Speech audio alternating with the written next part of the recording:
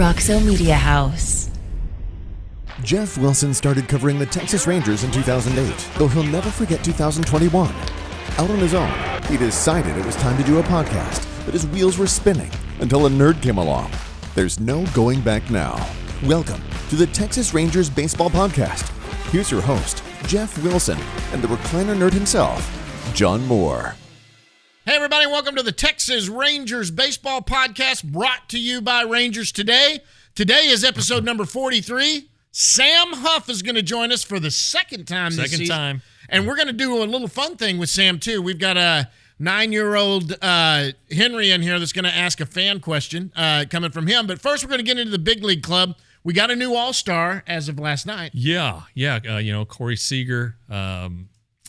Kind of a weird situation. He's replacing George Springer, who's an outfielder.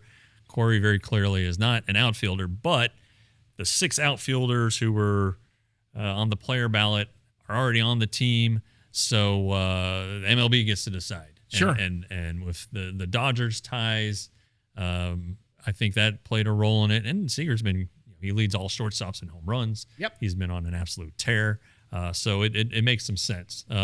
And good for him. You kind of look at his first half and God dang, 10 years, $325 million, and he's only hitting 248 or 243, whatever. But, as I wrote over the weekend at rangerstoday.com, and it's like all of his analytical stuff is top 10% in the league. Some of it's top 8, top 6%, like xWOBA and xSlug and all that stuff. So, if you buy into the argument that luck is a factor, which is a growing thing these days, he's been unlucky. He's hit the ball hard, very hard, and he's got numbers that are worthy of being an all-star. So good for him. I think he's looking forward to it. I think it came as a surprise. It's only a few days before you have to go, so I think he had probably a trip planned, and he's going to have to make the long trip from Los Angeles to Miami for the Rangers' second half opener. But I think all in all, when you look at the big picture, it's deserving. Yep. And let's go over real quick where the Rangers are. They are sitting 41-46. They're 4-6 in their last 10. They have lost one game. We were there last night when they did lose. They took 2 out of 3 from Oakland, which was nice. Yeah. They're 4.5 back of the wild card for those that are keeping up with that. Obviously, they're not going to catch up. They're 16.5 back of Houston. Good team in town right now and we talked about that yesterday. A couple guys I wanted to talk about. Tavares has been incredible. He has, right now, look, it's still early, but he's had how many at-bats? Maybe 100? About 75. 75? Yeah, 78, below 80, right. For sure. But he's hitting, 348, something like that? I mean, what he was doing in AAA, he is doing here. His at-bats look so much better than they did the last 2 times. Yeah, and there's an adjustment coming. The pitchers are going to figure it out. Sure. And he's going to have to adjust. It's kind of what happened at AAA. He started off so darn good and was hitting basically about 400 the first month, and it kind of petered out a little bit, and then he got it back in June. So he needs to make the adjustments coming. Right. They're going to adjust, so you adjust back. That's just baseball. That's how you survive. But it's been good. I know he misplayed the ball in center field Thursday. That led to a decisive run, basically in a one-run game, but that's an anomaly. He's such a good defensive player. Yep. He also got thrown out on the bases, trying to steal, which doesn't happen very often. And right. Again, the timing of it was the first inning. It was a strike him out, throw him out. You kind of thought that he was running to stay out of a double play, but apparently he was going on his own and just got a bad jump. You'd probably like to see a couple other guys bat that inning, considering the way it was going, but overall, this guy's a good player. I've been saying it, and I know people are down after what happened in 21, where he hit 087 in the first month. He just wasn't ready, and as a guy had barely played at AA, right? And all of a sudden he's the opening day center fielder. But he's on better footing now, and he looks like the player that they envisioned he could be. Yeah, and you know what? Credit to you, because through all of it, through when we first started this podcast and from the moment we've gone, you have been, don't give up on Tavares. You've said he's still young. I still believe Tavares is a guy that can do something. He got thrown into the fray in 20. That was a weird year anyway. Right. And they just had to kind of go with what they had. The stadium wasn't going to open for the public because of that COVID year. You stayed on him. I had kind of softened on him. I mean, Tavares was always the top prospect coming in before that. He had kind of had some scuttling there. He came in. He didn't look good at the big league level. But you were right. Only 23 years old, and he was like, this kid is still young. And, man, kudos to you for getting on that. That was good. Hey, another good fun thing. I pronounce this. I butcher it since he's been there. Elier Hernandez, who came up. Great story. I mean, this is like a fun story. He was like top of his class that year in the international signing. Yeah, he was, and the Royals gave him a pile of money. They gave him $3 million, and it just didn't work out. And he was 16 when he was signed. He's 27 now. It's a guessing game. Sometimes it's late bloomers. I mean, and I bring this up all the time. The ultimate late bloomer in Rangers history is Nelson Cruz, and he didn't. Who's still playing? Right, who's still playing, but he didn't become Nelson Cruz until he was 27, 28, and so I'm not saying that's going to happen with Elier Hernandez. They're entirely different players, but and to your point on Adolis, and to your point on Tavares, players just come at their own time, and I know everybody wants them to come and wants them to be this and that, and they want it today. Look, Leody Tavares is younger than Josh Young, and so it's that should tell you how young he is, and Elier, he had the 2 hits, which is great. Yep. It's fun, and he earned it. He has 3,900 or 3,898 career minor league plate appearances. So I mean, he's been down there a while. He's seen stuff. Yes. So he shouldn't be fazed by a lot, but he probably hasn't seen this kind of stuff. But good for him. It's a fun story. It's a great story, and look, is he a long-term solution? Probably not. But hey, if he earns it, great. Sure. That's fantastic to hit on something like that. If he ends up, coming up here and doing, because if you look at the AAA numbers, a lot of people were going, why did right-handed bat? Why not Solak? I said, did you look at the numbers? Look at Solak compared to this guy. Why wouldn't you go with this guy and give him a shot? Give him his shot. Solak's had some chances. Well, and Duran's another guy, everybody was high on when he came up and did so well, but he hasn't been great offensively around Rock. I know he had a good game the other night with a homer and a double. Hit a home run last night, yeah. He's still a developing player. Hernandez may still technically be developing, but he's had a lot of development, and I don't think the future of the franchise will be altered if Ezekiel Duran spends a couple more weeks or a month or the rest of the season at AAA. I don't think so either. It'd probably be good for him. Yeah, it wouldn't hurt him at all. Well, look, it's Friday that we're doing this. Yeah. This Sunday is the draft. Obviously, the Rangers don't have a second and third round pick, but they do have the 3rd overall pick. Right. Got some stuff coming out this weekend on Rangers Today. $5.99 a month, $60 for the year, or that's $35 for 6 months. We got some stuff coming out on that on the draft. It's probably really down to about 3 players that they've probably got on there. Well, I don't know. I've put about 7 or 8 together myself. Sure. You got stuff coming. There's some interesting names there, depending on which way they go. But the Rangers system is going to take a major step forward after Sunday. Yeah, they're getting a top 100 prospect. Yes. There's no question about it.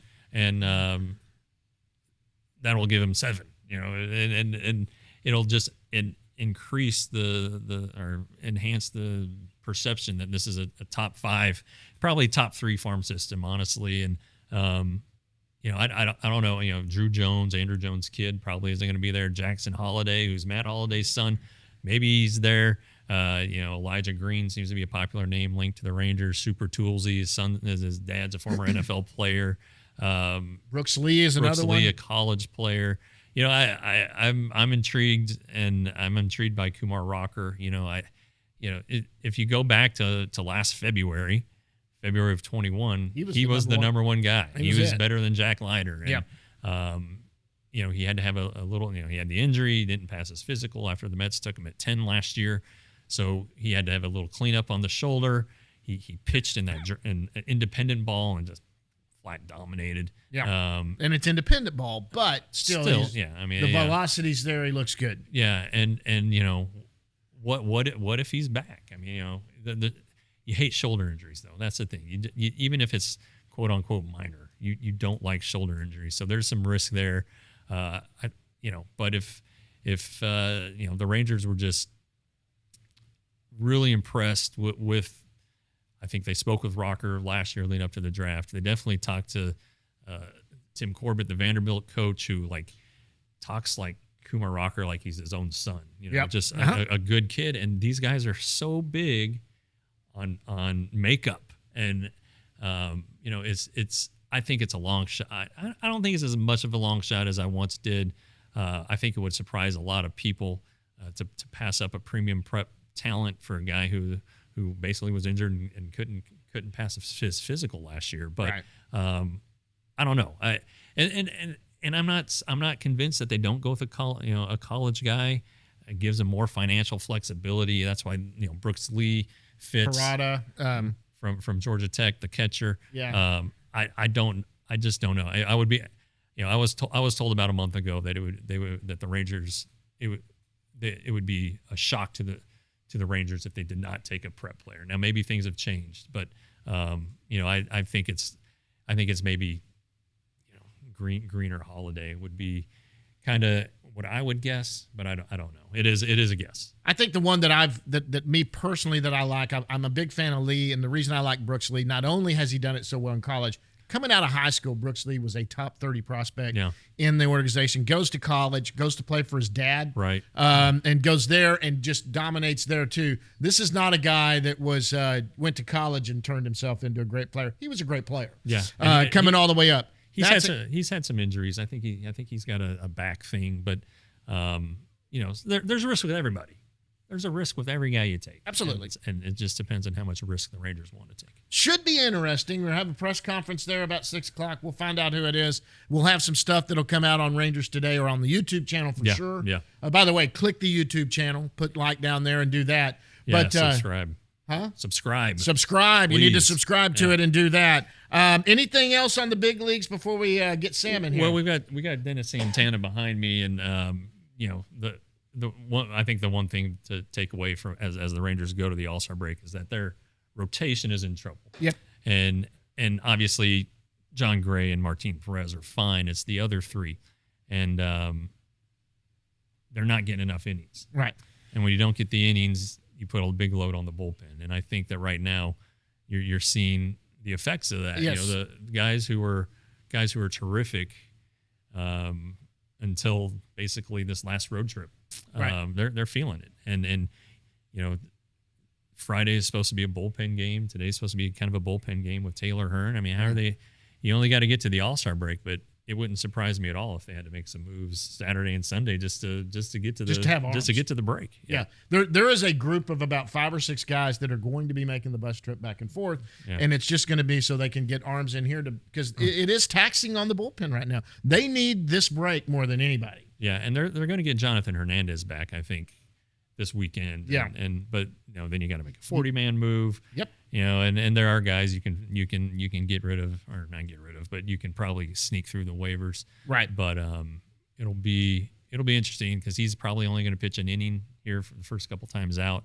Right. As he's coming off the IL for Tommy John surgery. So I don't know.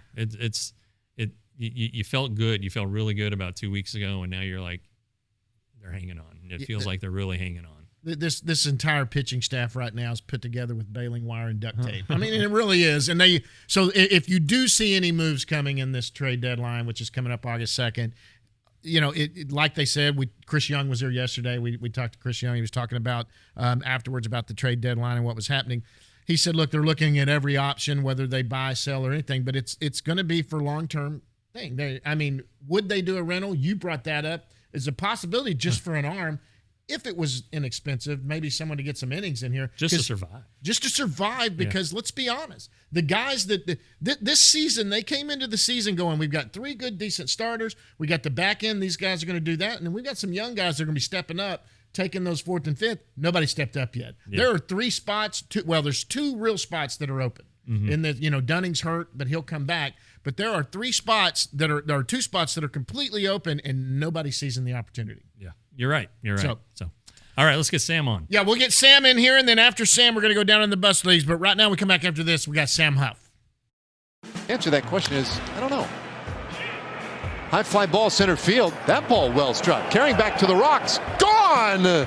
And Sam Huff with his first big league home run. It's 5-1 Rangers. Well, you're getting a look at the power of some of the young Rangers. Anderson Tejeda hit one 450 feet. Sam Huff probably hit that one about 410 feet. All right, and joining us right now is Texas Rangers catcher Sam Huff, who's back up here in the big leagues again. Sam, what's going on, buddy? Just hanging out. How about you guys? Well, kind of the same. Doing a little work. We got a live studio audience actually. We usually just have nobody here, and now we have like 5 people here, and they're all very excited. But and we also have NBA star Desmond Bain coming into the studio for another show. So it's a power packed Friday here, Sam. I don't know what's happening in your neck of the world.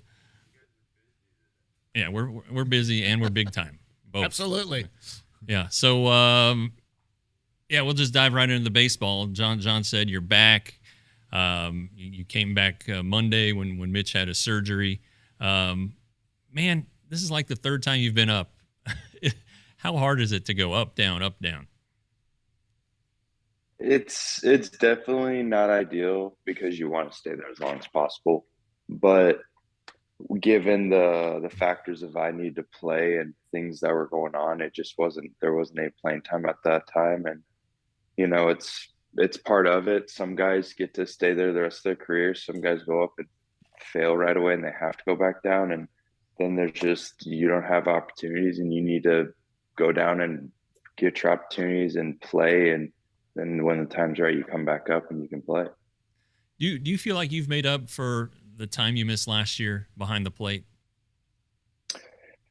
I think every day I'm making up for it. I think you can't really say, have you made up for it? Because even guys that have been catching their whole lives still learn, and they learn things that they've never thought they would learn. And I think it is definitely a factor that I got to go down and play 4 days a week and get to catch every day, get back to the routine of like playing and not just DHing and playing first. I got to catch pretty much all of the games down there and have one off day. So it does definitely get me in better shape. It gets me to show me what I can do with my body again still.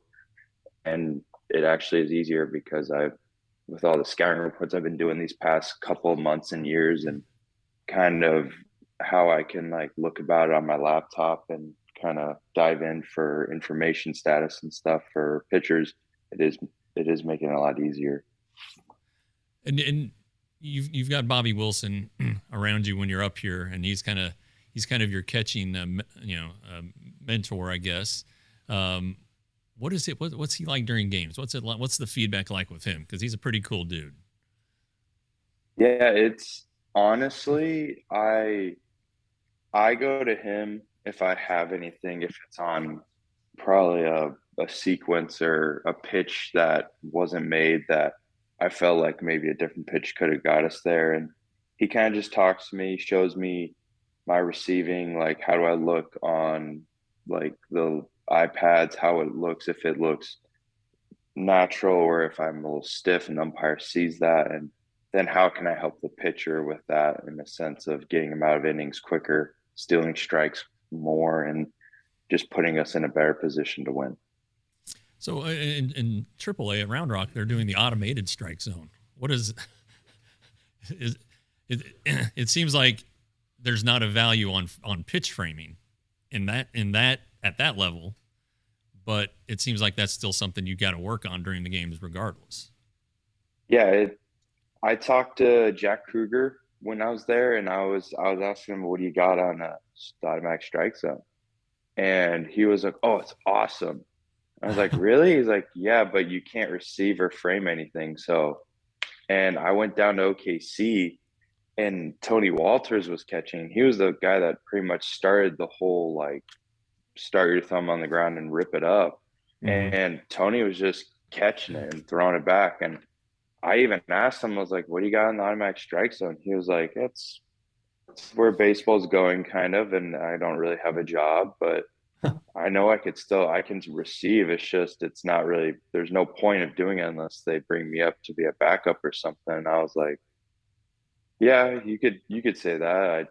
I was, because in my head, I'm going to do it regardless, even if the umpire doesn't call it. But that's what they preached to me. That's what they wanted from me. So I have to go down and work on it, because the automatic strike zone isn't here yet. So you still have to you need to work on it. Do you like it? Do you like the automatic strike zone? I mean, not from like a catching perspective. I guess you could say it from a hitting perspective too, but do you From like a hitting perspective, yes, but from a catcher's perspective, no, because those usual pitches usually get on the corner that the umpire calls that they barely like are just off, or like they're off decent amount. Now, if you throw it, if it doesn't even nick that like little zone, it's pretty much a ball. So because I was hitting once and I was facing the A's and I was facing I forgot his name. He was literally pitching yesterday in the big leagues. Number 50, I forgot his name. All right. And he threw a backup changeup that hit the top, like up and in corner. Like this was the corner, barely nicked the top, and it struck me out. And I looked at the umpire. I was like, that hit the strike zone? And he was like, I don't know. And I was like, okay. And I went back, and apparently the seam barely touched the zone. And if the ball at all touches the zone, it's a strike. So it could be the top of the zone, barely nicking it, and it's a strike. Well, and you're not a short guy, so I mean that's got to be a high. Yeah, they didn't even measure me. So like they're measuring guys on strike zones and stuff. And apparently I asked Shea Langolier, I was like, hey, like, did you get measured for this like automatic strike zone thing? And he's like, no, they only measured like one guy in our organization. Really? And I was like, oh, okay. That's He's crazy. like, yeah. I was like, I thought they're going to measure everyone. He's like, I did too. Well, sounds like then it might be a couple years away from the big leagues. I mean, you're right; it's coming. I don't think there's any doubt. But man, and I think it's going to juice up offenses, right? Maybe it's going to make the game more exciting. But I mean, I don't know that it's going to speed up the game necessarily, because if guys are taking balls that are a fraction off the plate, yeah, like it's going to pump up walks and maybe slow things down. Yeah, it definitely made me walk more, I guess, because if I knew it was 2 strikes and I knew it wasn't like close to the zone, I didn't really have to swing. Huh. All right. It's going to create more offense is what it's going to create. Yeah, maybe that's what they want, but it sounds like it's not the offense they're going to want. I mean, walks aren't any fun. Well, eventually they're going to have to groove balls just to get something. Well, they're going to have to be more aggressive in the strike zone. Absolutely. So you did go down last month, and I don't know if any people watching this are aware, but it's your right as a player. You have 3 days to take your option, and you said the hell with that and went and played the next day. Why not take your days? I just didn't see the point of it. I love this organization.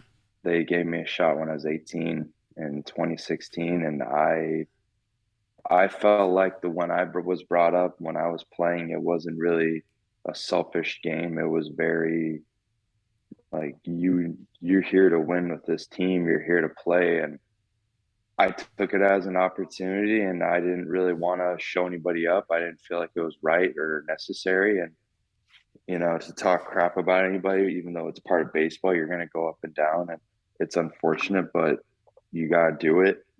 And I talked to my agency, and I was like, I want to go. And they said, you can take the 3 days. And I was like, I don't really see a point. I don't think it's, in my book, a great look. So I just was like, I want to go. I want to go play.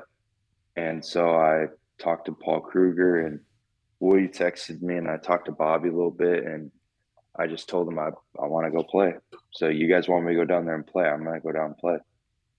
Yeah, well, they did notice. I mean, it came up a couple of times with the manager. You know, it's a professional thing to do. It shows that you want to get better, and then you went down and did exactly what they said. You caught, started hitting home runs. I mean, it was like, you know, and I asked Chris, you know, do you need to reward a guy who does that? And he said, we don't necessarily need to reward him, but when they go down and do it, their name kind of creeps up the list. I mean, now catcher, obviously you're at the top of the list, but sure. Yeah, you did well there.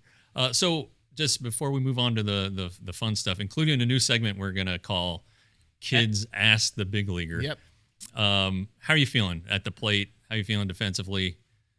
Even though you've only played the one time since you've been back up. I feel good. It's definitely hard to be a kind of like a pinch hit opportunity because you don't ever like talk about it, you never practice it. So it's definitely that mentality and not playing consistently, which is part of baseball, and you got to kind of learn and you got to put in your dues and work because you don't get to just come up and be the starter. Not everyone gets to do that. You kind of have to, if someone's in front of you, you have to learn from them and go down, do your work, come back up, learn from them. And at some point, usually it kind of works out, or you technically go to a different organization that wants to use you. And it's a learning curve, and it's also, but I love it. I come to the field every day with a good attitude, and I want to play and I want to help win. So whatever, if they told me to go play left field, I'd go do it, but it wouldn't be easy, but it would be like, okay, I'll go play left field. I don't care. Like, you want me to play? If you want me to play, I'll play. I'd like to see that. Yeah, that would be fun. Yeah, I want to see Sam Huff in left field. I haven't played left field since I was in club ball, which I was like 12. All right. All right. Well, yeah, let's now that the baseball talk's wrapped up, let's do this. Let's bring in the Kid Asks the Big Leaguer. Kid's going to ask the big leaguer. Henry, 9-year-old Henry's going to come in and join us. Come over this way, Henry. Come over by me. Henry wants to ask a big leaguer a question. What do you want to ask him, Henry? He might ask more than one. Yep, go ahead. What's your favorite restaurant? What do you get there? Did you hear that? What's that, buddy? What's your favorite restaurant and what do you get there? Favorite restaurant. So there's a place in my by my house called Chicago Hamburger Company, and it's a kind of a Chicago style, all based like burgers, dogs, shakes, everything. And I get 4 sliders with a chocolate shake and fries. 4 sliders. All right. They're little sliders though. They're little sliders. They're nothing big, but they're the best. So I'd have to say that. All right. Next. You got another one? Yeah. What's your favorite animal? Favorite animal. Ooh. I'd have to say, I don't want to be generic or basic, but I would have to say a tiger, because I feel like they're a very interesting but mysterious animal that no one really gets to see up close. So I feel like it'd be kind of cool to go see a tiger. What's your favorite animal? Snake. Snake. God almighty. Snake. Now Sam's from Arizona, so he probably has a familiarity with rattlesnakes. Yeah, he might have seen a few of those.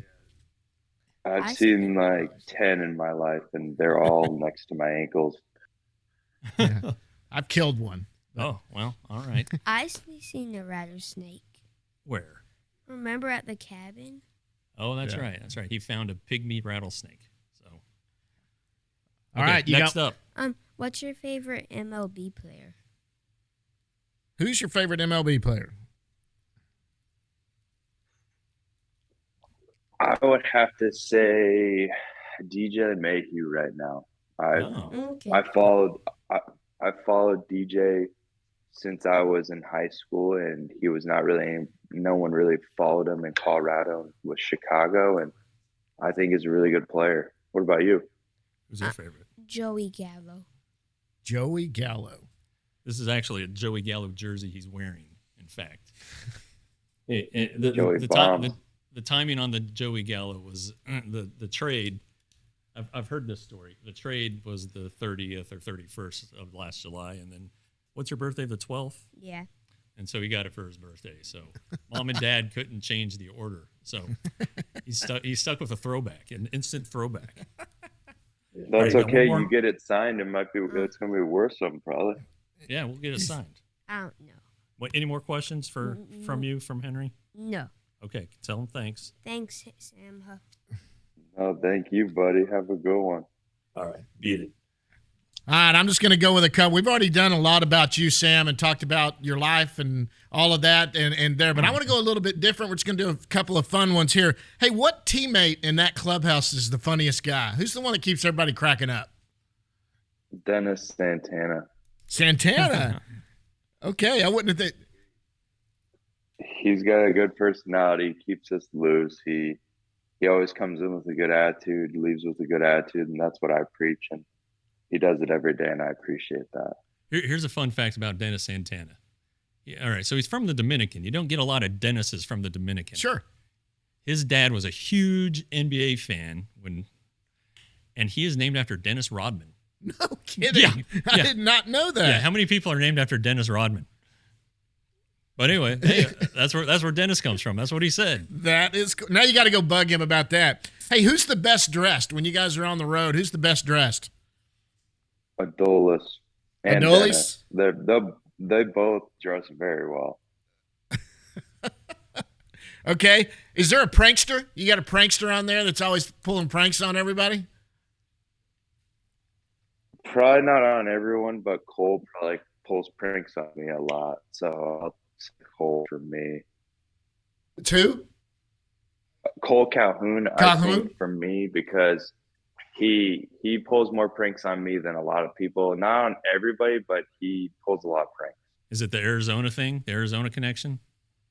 Yeah, and he just wants to keep me humble, I think. So I just let him do it to satisfy his day and go on with it, you know. It could be a redhead thing too, maybe. Yeah, he's also my father, so I have to listen to him. So. All right, just a couple of more, Sam. We'll let you get out of here. I know you're going to go to the ballpark probably here in a little bit. Anything you're binge watching right now? You and your girlfriend or wife, or y'all binge watching anything? I don't really binge watch because I'll watch it and then she'll watch it when I'm at the field. So I've been watching a lot of like Cartoon Network, Looney Tunes, and then I've been watching all the Star Wars again because of Obi-Wan, the new series that came out. The new series? So I've been watching those, but mainly just like Cartoon Network or something. It's not really anything special because I know she can't go watch it without me because I have the login. So I was just like, I won't even tell her what I have. So you're a Looney Tunes guy over a Disney guy? Yeah, usually. Yeah, I literally put on Cartoon Network when I'm doing like scouting reports and just have it on the background, and it's playing like old Scooby-Doo scenes. You got Bugs Bunny and Daffy Duck. You got probably like all the classic like Freddy the Freshman. Like it's a lot of like just like shows I like to watch that Katie doesn't usually watch. She leaves and goes somewhere else, and I'm sitting right here watching TV, just minding my own business. So clear the room, turn on Looney Tunes. Perfect. It's a good strategy. I'm going to try it. Kick her out, have the room to myself, and me and Theo can kind of hang out. All right. Another one. You guys travel a lot of plane rides. When you're on the plane, what happens on the plane? Anything you do? Do the guys play cards? Anything like that? What happens on the plane rides? I think there's like a vast variety of guys that just hang out and listen to music. Then you got guys that watch their TV shows. And then you got like Brock Burke and Joe Barlow who play Farmville, which is like a game on their phone that they won't shut up about. And then you got guys in the back playing like cards. So we got a bunch of guys that just walk out throughout the kind of like the plane and just talk, and we'll kind of just bother each other for a little bit, and then once we're done we kind of go back to our seats, and I usually sit in my seat and just watch movies or listen to music. And if I look up, Cole will look at me and then say something that I don't think people want to know what he says, but he does it. Just it's a good time. It's definitely, I've been in the back, I've seen playing cards, and they ask if I want to play, but I don't really know how to. So then they tell me to beat it. So I just got to leave. All right, last one, and we're going to get you out of here. I've always wondered this. If you're ever in a street fight out there, who's the one guy on this team that you want standing with you? Adolis. Yeah, I think it's automatic, right? I mean, the guy's built like a linebacker. You're not. No one's approaching you with a 6'5" and this big ass dude like standing right here, like, "Hey, what's up, Poppy?" And it's like, "Hi, hey, Adolis, what's up, man? How are you?" And it's I think like, he wrestled in Cuba. Did he wrestle? I think he wrestled. yeah, he's put me in a headlock before as a joke, and I was like, I'm good, dude. I'm gonna go back to my locker.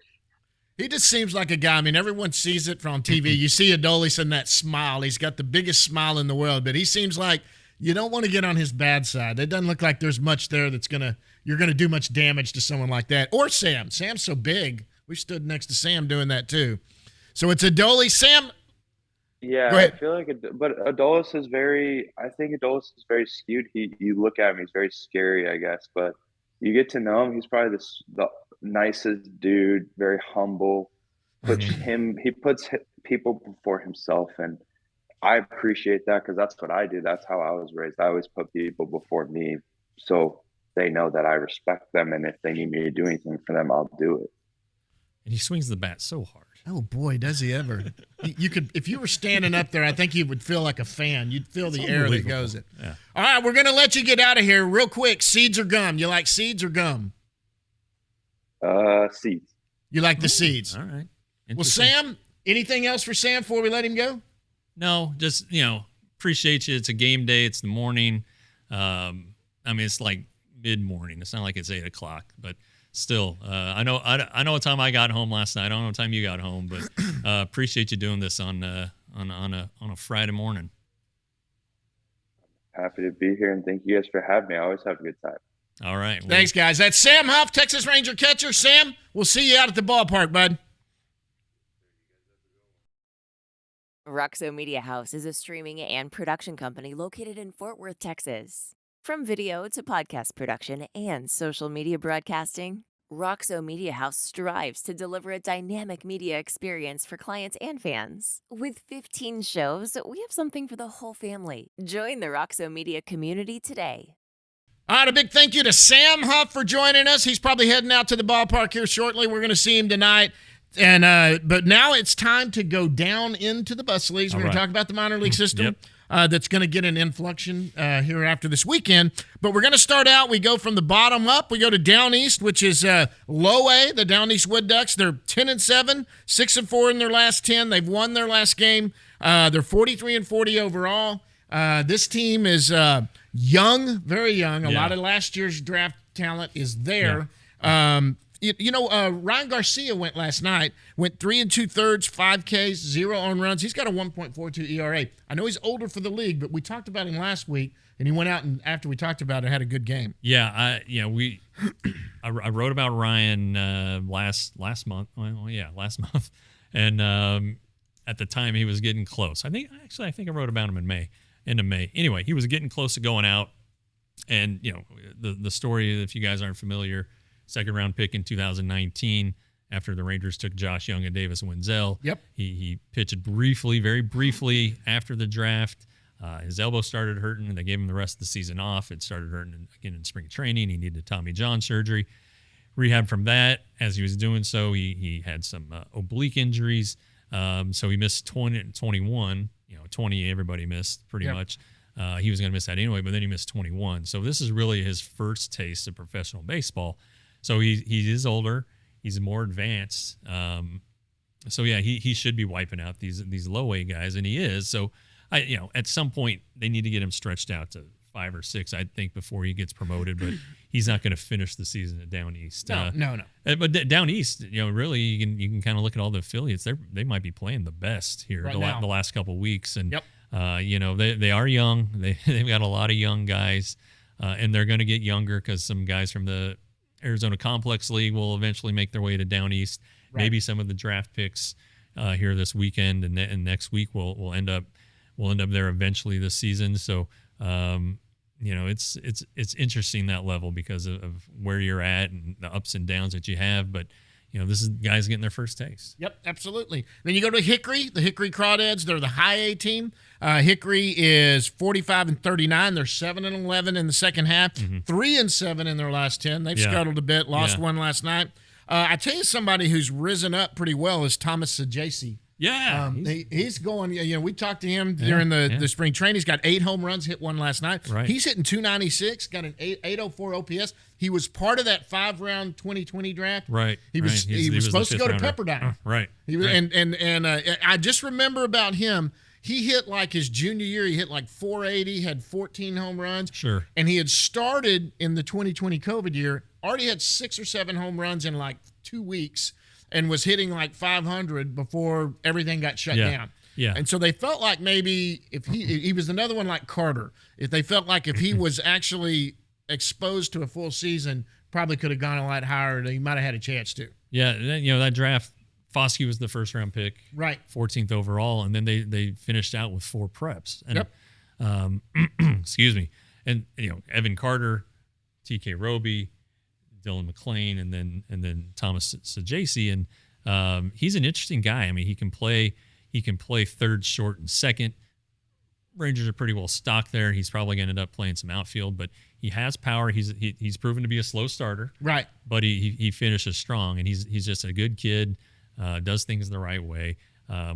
Speaking of Hickory, one of their 3 wins in the last 10 was a no-hitter, a 10-inning combined no-hitter. Larson Kindrich. Guy over my shoulder, Larson Kindrich, who started it down east and moved up. Right. He was the 8th rounder last year out of Biola University, so he's got some polish on him. He pitched 6 of those innings, and then Lurie Tejada, Michael Brewer, and Theo McDowell, a couple of those guys who were down east to start the year. They finished it off. I mean, it was, extra innings. It was 0-0 when they went to extras. Pretty cool deal. Yeah. I don't care what level you're at. It's a thrill. These guys are never going to forget it. Being a part of something anyone do a like no-hitter. that. I don't care who you are. Right. If it takes 3 or 4 hitters, that's still amazing. But yeah, they're scuffling a little bit down there in Hickory, but they still have so much talent. It's just ridiculous. And, yes. TK Roby had a nice start recently, so that's trending the right way. He's got his ERA under 5. You're kind of riding the wave with Ricky Vanasco a little bit up and down. Mason Englert's still doing fine. Acuna, like we talked about last week, 309. He's still hitting. He's going to be in AA pretty soon, I think. So I don't know. This is just one of those things that teams go through, I think. Before we go up to Frisco, one more thing about Seager. For all of you guys that love Josh Smith, Seager's another one of the guys that doesn't use batting gloves. Same, he's one of those guys. So if you're middle infield guy, can play all the positions, hits the ball well, doesn't use batting gloves, kind of like Josh Smith there. So anyway, interesting point. So I don't know, man. You got 2 of them in the system. Frisco Rough Riders, AA, local. Good. Go out there and see these guys. If the Rangers are out of town, they need you. They need you to go out there and spend some money. It's a great experience out there at the ballpark. Frisco's 44-40.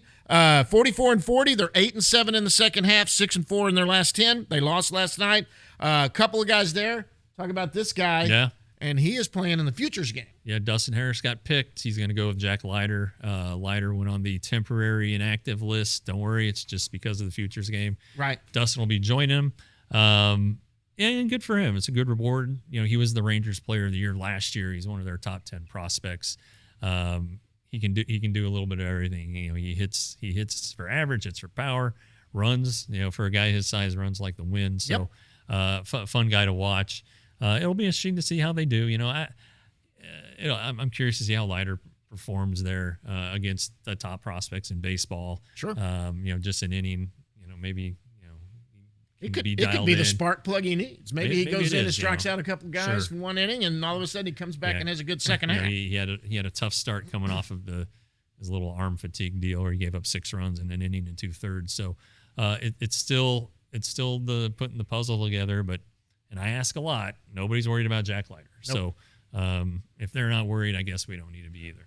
The one thing that would worry me about Jack Leiter is if I went and looked at Jack Leiter's stats and he was not striking out as many as innings, and he is striking out well over 1 an inning. Yeah. And that means he has his swing and miss stuff. Sure. It's location. I think his off-speed stuff, he just doesn't have the feel yet, doesn't have the control. I think he's nibbling too much. Could be that too. The college strike zone's a little bit bigger, and then the professional, the AA hitter is a little more advanced than college. Yeah, they are. They're not going to swing at that stuff. And and a big thing about Harris, they say the biggest jump in baseball is from high A up to double A. He started out a little slow when he first started the season, but look at the numbers that he's put up. This hasn't phased him. He's doing fine. He's doing just fine. Good for him going there. Then we go up to Round Rock, AAA. Round Rock is 46-41 overall. They're 5-5 in their last 10. They have lost one game. Their last game they lost. Here you can kind of go all over who you want to talk to. I mean, you got Ezekiel Duran, who's there. He hit a home run. Solak hit a home run last night. Both of them. Those are two guys that they wondered why he wasn't here instead of Elier. We talked about that earlier. Round Rock's a good team. I mean, there's some great talent there. Wenzel still hasn't quite kicked in like he wants. He's hurt still, and I don't know what Bubba Thompson needs to do to get promoted. I'm kind of banging on that drum. They say the bat quality still needs to be better. Look, the guy's been hitting 300 all year. Something's got to be pretty good. You can look at. I don't know if they look at BABIP and all that stuff and say, oh, he's been lucky or whatever. Screw that. I mean, he's got enough speed where he can create his own luck. He knows how to bunt for hits. He's a guy who's always going to strike out. Right. But he has been walking more since the first month. And so things have improved. And I hope that he is promoted this season because I think he deserves it. He is from 2019 when he was hurt and awful to now, he's an entirely different player. He is, I think, the player they envisioned when they selected him in 2017. So, the guy needs to be rewarded, and you need to see that. Yep. Yeah. Well, and I think if anything, if you get past the trade deadline here and they see what 40-man spots they need to do, he's not on the 40-man right now. Right. He's going to have to be before next season, or he's going to get exposed. I think there is a chance that Bubba does get a chance, especially when someone like Elier got that chance. Bubba's obviously more well thought of than Elier. No offense to Elier, who is a great guy and is just a great story, but Elier could come up here and not get as many at bats, and they're not going to be worried about it. Again, we're in that situation where you're not worried about his development. I think Sam will eventually get here. Bubba will eventually get here. But you're right. It seemed weird. It seemed like a time they could have done it, but who knows? Oh well. Yeah. That's it. Yeah. But the one thing you mentioned about every one of those teams, they're all above 500. Yep, every one of them are. You got to learn how to win, and Absolutely. And you can argue that the current Rangers are learning how to win. Yep.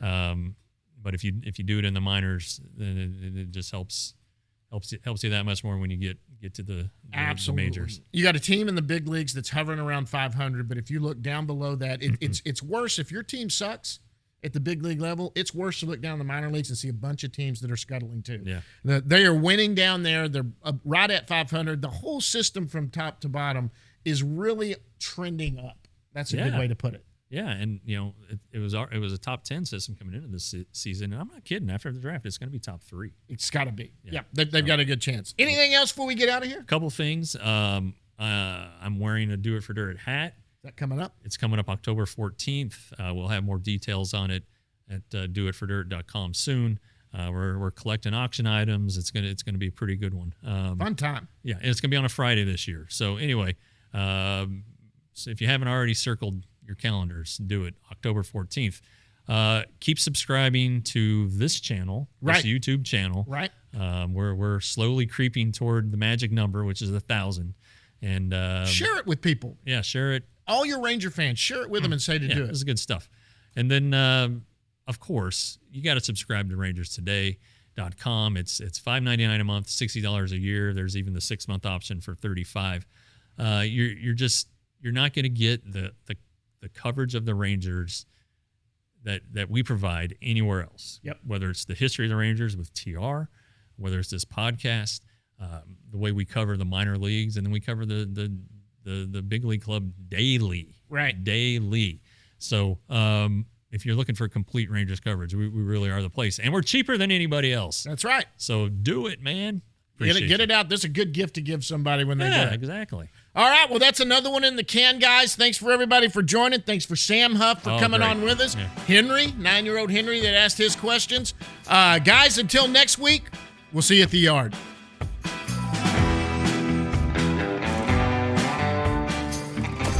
Roxo Media House.